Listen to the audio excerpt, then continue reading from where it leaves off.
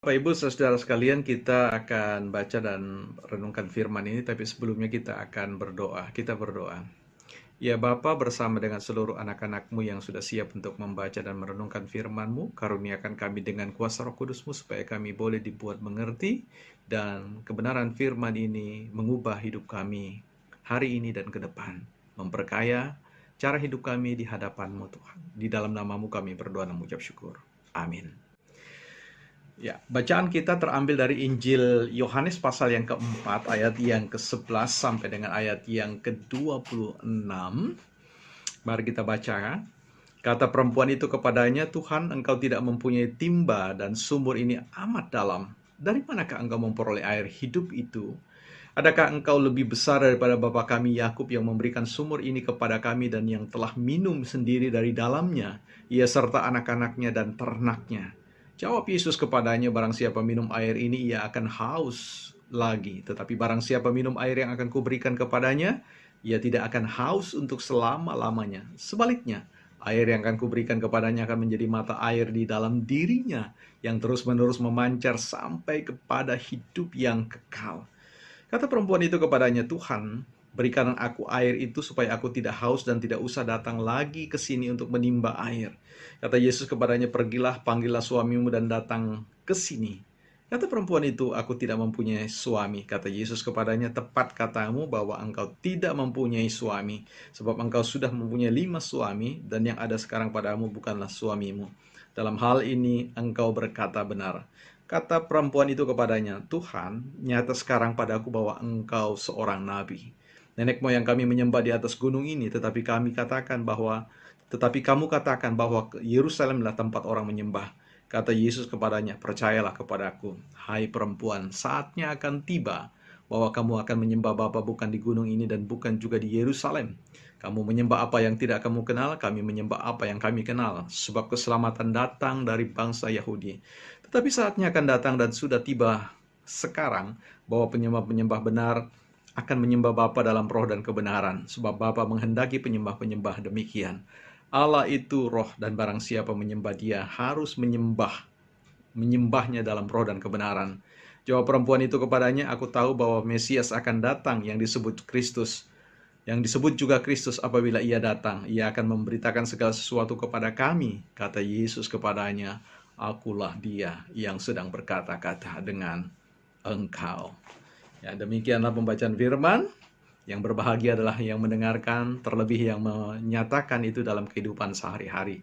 Terpujilah Kristus, haleluya. Salam damai dan salam sejahtera buat kita semua. Kali ini kita akan merenungkan tentang kisah perjumpaan antara seorang perempuan Samaria dengan Yesus ketika Yesus duduk beristirahat pada waktu siang hari atau tengah hari ketika Yesus ditinggal oleh murid-muridnya untuk pergi membeli makanan atau mencari makanan. Nah, kepada perempuan Samaria yang ingin menimba air ini, Yesus berkata, berilah aku air minum. Perempuan Samaria ini sangat terkejut terhadap permintaan yang disampaikan oleh Yesus. Sebab sudah menjadi pengetahuan atau rahasia umum bahwa orang Yahudi dengan orang Samaria adalah dua kelompok masyarakat yang tidak saling berinteraksi satu dengan yang lain. Bahkan ada rasa permusuhan di antara mereka terkait dengan perselisihan tentang spiritualitas, penyembahan Allah, di mana orang-orang Yahudi menyembah Allah itu di Yerusalem, di Bait Allah, sementara orang-orang Samaria yang merupakan hasil dari perkawinan campuran antara orang-orang Yahudi dengan orang-orang atau suku-suku lain di luar Yahudi, itu menyembah Allah di gunung-gunung atau yang disebut dengan Gunung Gerizim. Nah, terkait dengan rahasia umum itu bahwa mereka tidak berinteraksi, bagi seorang perempuan Sunem agak janggal atau riskan, bagaimana ada orang Yahudi yang kemudian meminta pertolongan kepada orang Samaria. Tentu ini sesuatu yang tidak lazim. Tetapi percakapan itu terus berlangsung. Ketika Ya, Yesus memberikan jawaban terhadap sedikit ganjalan yang dirasakan oleh perempuan tentang masakan engkau meminta minum kepada orang Samaria. Maka pada ayat yang ke-10 jawab Yesus kepadanya, jika engkau tahu tentang karunia Allah. Ya, ia mengatakan, jika engkau tahu tentang karunia Allah dan siapa yang sedang berbicara kepadamu, maka tentu ceritanya akan lain. Ya, niscaya engkau telah meminta kepadanya dan ia telah memberikan kepadamu air hidup.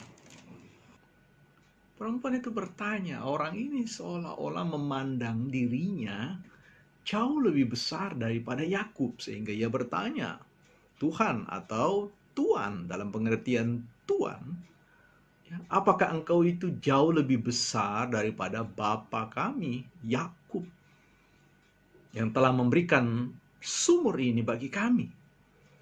Maka Yesus menjawab pertanyaan itu secara tidak langsung untuk mengatakan, jikalau engkau minum air dari sumur ini yang merupakan pemberian Yakub, maka engkau akan haus.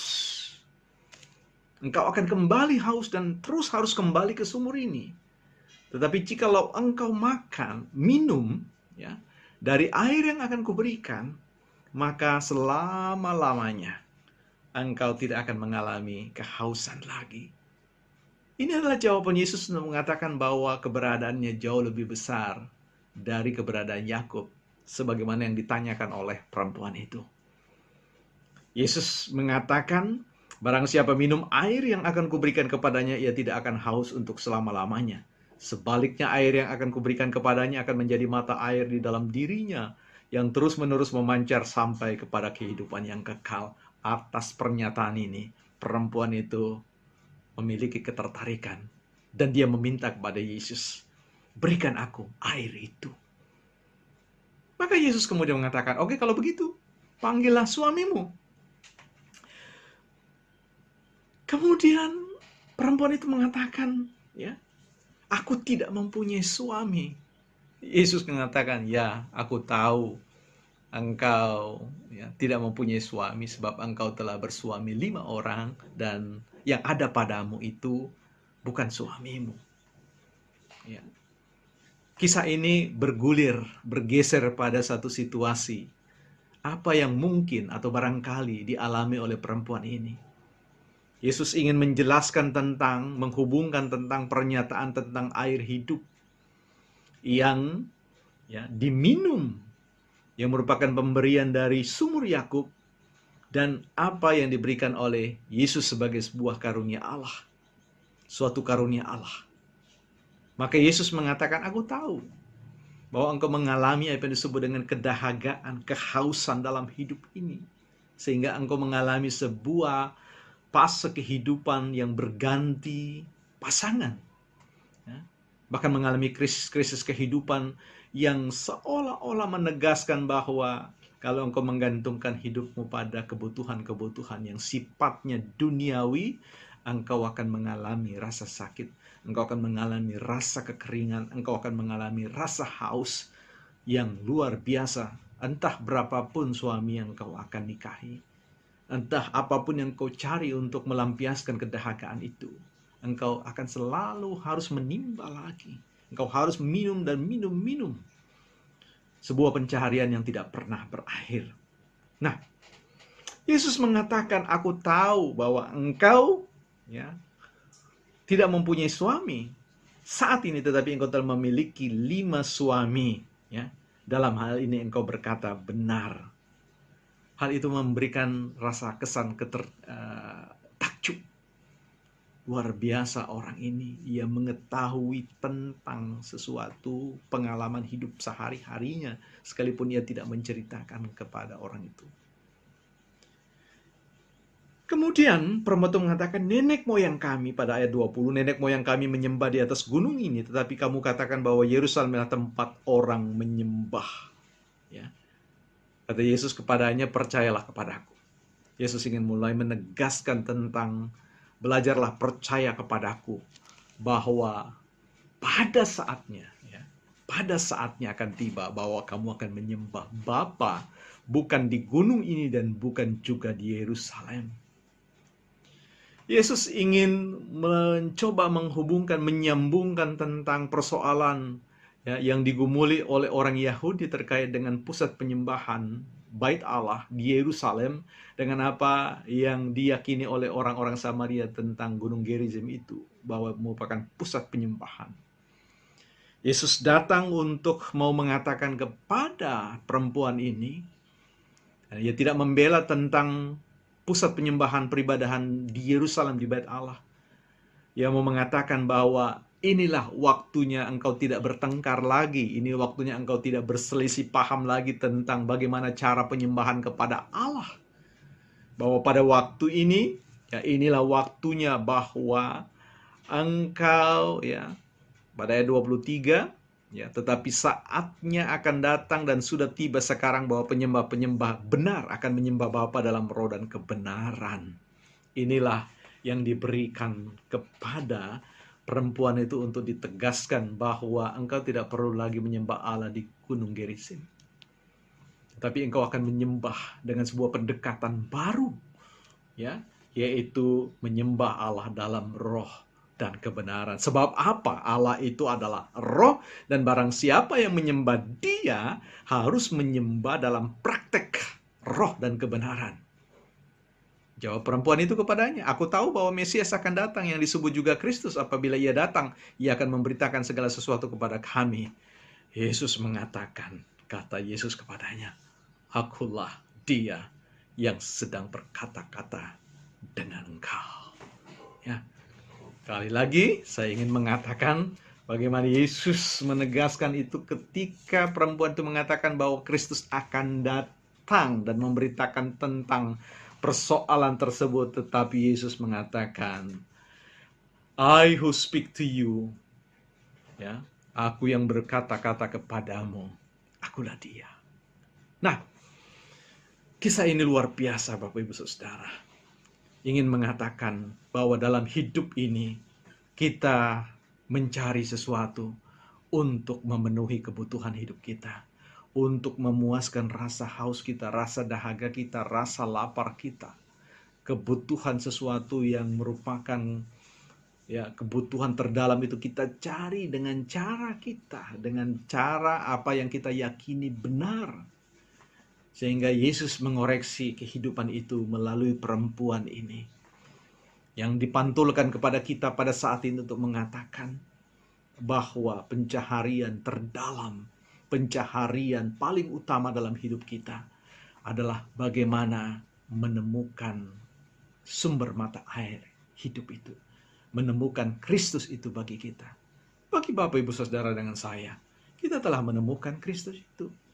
Ada perkara lain yang masih tersisa, sebagaimana yang kalau Bapak Ibu Saudara baca dalam kisah ini, adalah kisah ketika murid-muridnya datang dan menawarkan makanan ketika mereka sudah memperoleh makanan itu. Dan Yesus mengatakan, padaku sudah ada makanan. Sehingga murid berkata, oh, mungkin ada orang yang sudah memberi makanan kepada Yesus. Tetapi Yesus mengatakan bahwa pada ayat 34, kata Yesus kepada mereka, makananku ialah melakukan kehendak Dia yang mengutus aku dan menyelesaikan pekerjaannya. Yesus mengatakan bahwa, ya, ini menyangkut tentang apa yang dikatakan sebelumnya, bahwa orang harus menyembah dalam roh dan kebenaran. Menyembah dalam roh itu adalah aktivitas internal, aktivitas kepribadian, personal sifatnya, pribadi sifatnya, individual sifatnya, bahwa setiap orang sekalipun dalam sebuah persekutuan, mereka harus kembali ke dalam diri mereka masing-masing untuk menyembah Allah yang adalah roh itu, ya, secara roh. Dan ketika penyembahan itu dilakukan secara roh, roh itulah yang akan menuntun bagaimana kita mempraktekkan kebenaran dalam hidup kita. Agar supaya kita tidak lapar lagi, maka kebenaran itulah yang harus kita kerjakan dalam perjalanan hidup kita, dalam dimensi di luar diri kita. Bagaimana kita melakukan apa yang Tuhan kehendaki bagi hidup kita. Hari ini kita belajar bahwa sekalipun situasi kita, ya, tidak memungkinkan kita untuk beribadah secara kolektif, secara bersama-sama dalam sebuah persekutuan, ya, ini sesungguhnya sesuatu yang, ya, tidak harus mengganggu ibadah kita kepada Allah, dan juga bagaimana kita melakukan kebenaran itu dalam kehidupan kita sehari-hari. Sebab sekali lagi, penyembahan kepada Allah itu bukan persoalan tempat. Penyembahan kepada Allah bukanlah tentang arah, ya, atau yang biasa disebut dengan kiblat. Penyembahan kepada Allah itu menyangkut tentang, kalaupun Anda mau mengatakan kiblat, maka kiblatnya bukanlah Gunung Gerizim, bukanlah Yerusalem atau Bait Allah, tetapi kiblatnya adalah roh. Anda masuk ke dalam roh ini, dan kemudian roh akan berkata-kata tentang kebenaran itu. Dan itulah yang merupakan, ya, suasana yang harus kita bangun, ya, tempat di mana kita menyembah Allah, yang kemudian kita paham dengan benar apa yang Dia katakan, ya, tinggallah di dalam aku. Di dalam Injil Yohanes pasal 15 ayat 7 mengatakan, jikalau kamu tinggal di dalam aku dan firmanku tinggal di dalam kamu, minta apa saja yang kau kehendaki dan kau akan menerimanya. Inilah persekutuan yang tercipta, yang Tuhan inginkan kita lakukan pada saat ini. Ya, apapun situasi yang ada di sekitar kita, harusnya tidak mendikte tentang relasi, tentang ibadah kita kepada Allah. Ya, ibadah di dalam roh itu tidak menyangkut tentang sikap tubuh, ya, tetapi sikap hati, sikap roh kita kepada Allah. Sehingga Anda dapat menyembah Allah pada saat berdiri, pada saat berjalan, pada saat duduk, pada saat bekerja, pada saat apapun yang kau lakukan, apapun yang kita lakukan. Ini penting bagi kita untuk menyadari, untuk membebaskan kita dari format-format ibadah yang sudah sangat, ya, disusun seolah-olah itu merupakan sebuah, hanya itu cara kita. Itu tidak keliru, tetapi itu hanya salah satu. Yang paling utama, Allah telah menetapkan kepada kita bersama bahwa kalau kita ingin menyembah kepadanya, sembahlah di dalam roh dan kebenaran. Itu yang dikatakan kepada perempuan Samaria itu, supaya mereka harus dibebaskan dari praktek-praktek pertentangan keyakinan tentang ibadah yang berbasis pada atau berdasarkan pada kiblat, tentang Gunung Gerizim dan Bait Allah di Yerusalem.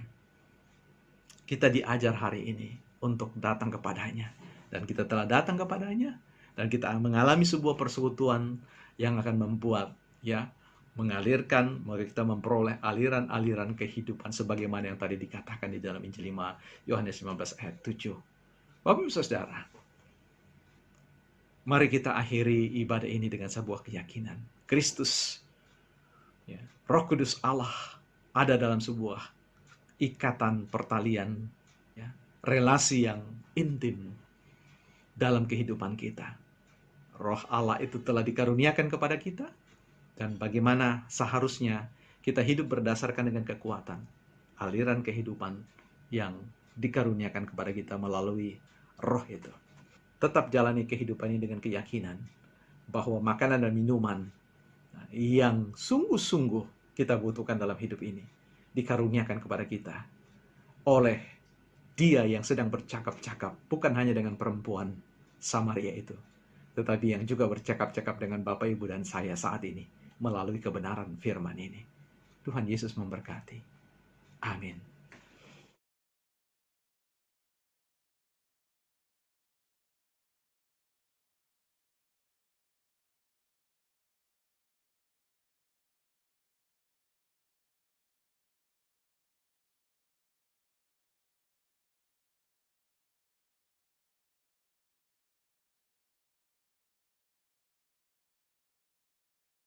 Kita tiba di akhir ibadah kita.